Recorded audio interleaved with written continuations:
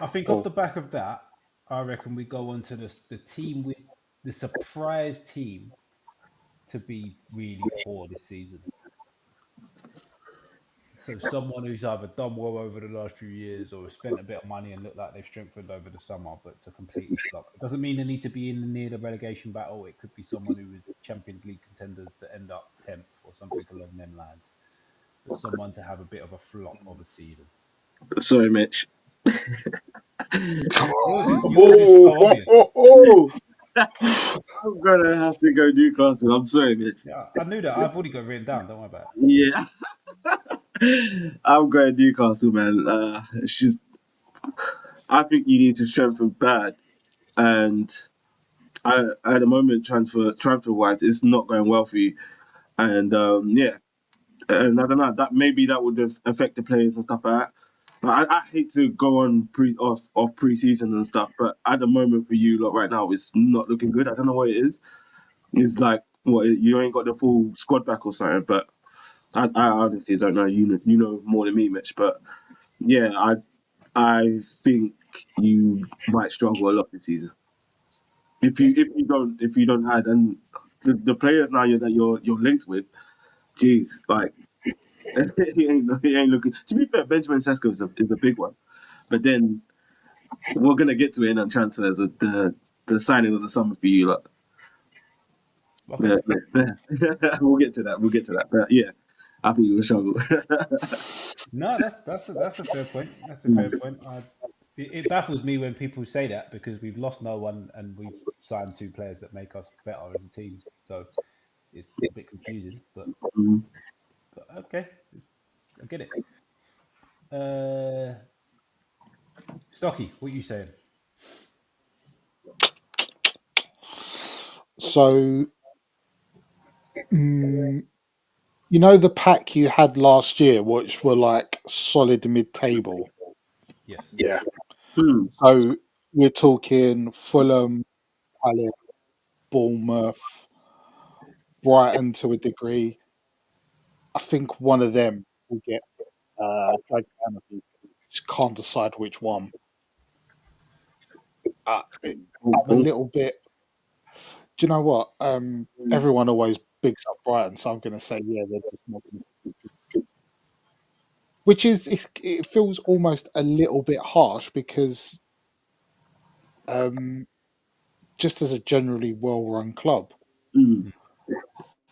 but at times I thought they scraped a few results by hook or by crook, but I feel like that's the same for all of them. Probably least so Palace out of that little group, but like standing still is going backwards. So I don't think one of them is going to drop off, and I'm just picking Brighton. Yeah.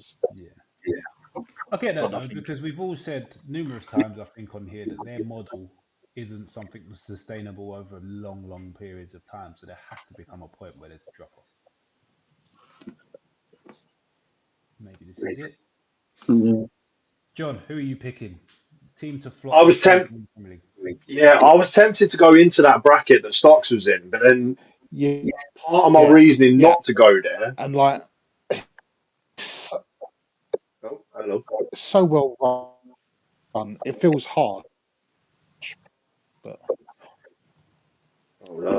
yeah, I think you're a little bit laggy at them. I don't know. One of you's a bit laggy over out of John or Stocks. I think it's Stocks. Both. Oh, yeah, it might be both. Yeah, to be fair. John's now dropped out, so I'll do mine, and we'll see when John comes back on. See how his connection's moving. Then I briefly mentioned it earlier. I think it's going to be Nottingham Forest. Is it? Oh yeah. Sorry, mate. Yeah, so I think that Forest will finish in the bottom half of the table this season. It won't be as big of a fall off to be involved in a relegation battle or anything like that, but we will see them in the bottom half, I feel. Yeah. Who was yours, Mitch? Nottingham Forest. I briefly said it earlier. I feel like they're not going to be anywhere near European football again. I think they're going to be in the bracket that Stocky was talking about, but probably at the bottom end of it rather than top end of it. Cool. Yeah, I was going with that bracket that Stocky was talking about initially, And then when I thought about it, I was like, I think some of them teams were kind of maybe, I don't want to say punching above their weight, but I think where there was like drop-offs for like, massive drop-offs for like Spurs and United last year, some of them were maybe just kind of by proxy being like lifted up. So I was a bit like, actually, is it a bit harsh to say it's a fall from grace if the sides below them improve that should improve? So I'm actually going to go go a very different sort of angle on this. I'm going to say Villa. And I think the reason I'm saying Villa is like, I think one, they're going to have, the fact they've missed out on Champions League football is crucial to that. Because I think it will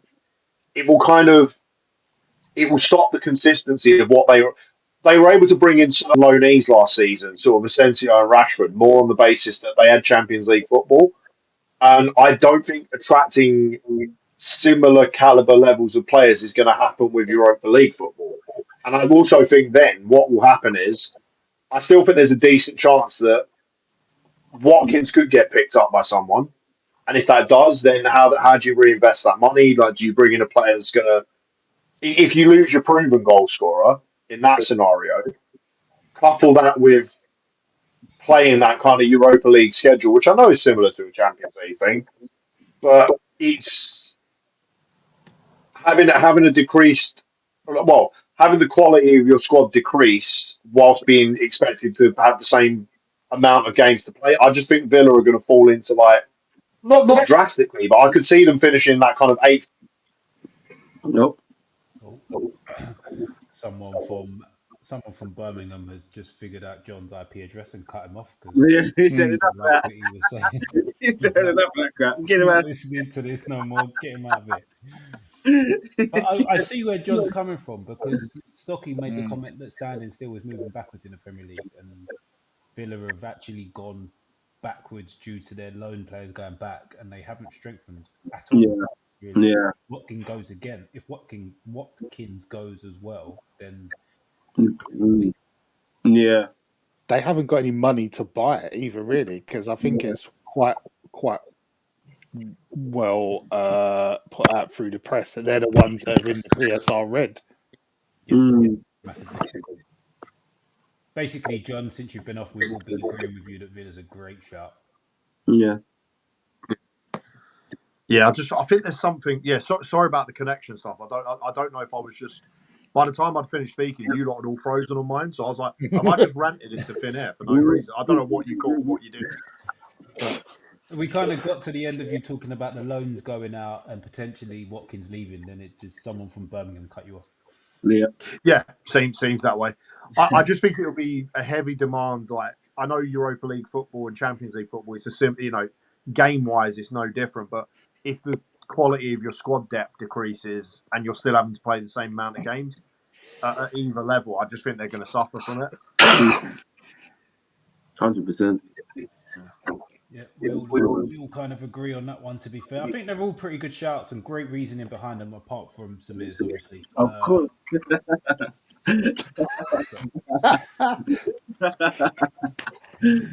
Yours, to be fair, yours was one that I wanted to combat, but it's not a show for combating what you've said. Yeah, exactly. Leave it there. Let's move on, Mitch. Let's move on. Let's try and shoot down your point.